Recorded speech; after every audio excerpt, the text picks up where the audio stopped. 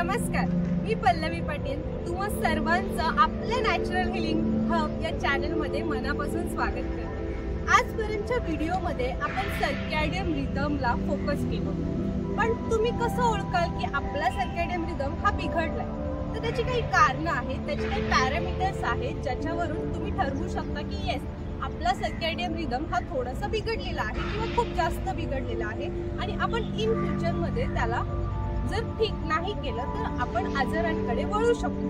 तर त्यासाठी काही पॅरामीटर्स आहेत ते तुम्हाला ह्या व्हिडिओमध्ये जाणून घ्यायला मिळतील। सर्कॅडियन रिदम बिघडलाय हे समजण्यासाठी पहिली गोष्ट ही आहे की तुमचं खाणं वेळेवर नसेल तर तुमची पचनक्रिया ही वेळेवरती काम नाही करणार आणि तुमची पचनशक्ती ही वीक असेल। त्यामुळे अचानक वजन वाढणं, अचानक वजन कमी होणं किंवा अपचन जाणवणं, कॉन्स्टिपेशन होणं, या सगळ्या गोष्टी पहिल्या पॅरामीटरमध्ये येतात। दुसऱ्या पॅरामीटरमध्ये येतं झोप न लागणं। रात्री कितीही प्रयत्न केले तरी झोप नाही लागत। सकाळी झोपेतून उठल्यानंतर सुद्धा थकवा जाणवतो, झोपेतून उठण्याची इच्छा होत नाहीये, लेट उठण्याची सवय झाली, दिवसभर काम केल्यानंतर सुद्धा एनर्जी फील होत नाहीये, खूप जास्त थकवा जाणवतोय, कॉन्स्टिपेशन होतंय। या सगळ्या गोष्टी कुठेतरी कनेक्टेड आहेत तुमच्या सर्कॅडियन रिदमसाठी आणि ते बिघडल्यामुळे आपण जास्तीत जास्त ॲलोपॅथीकडे वळतो का?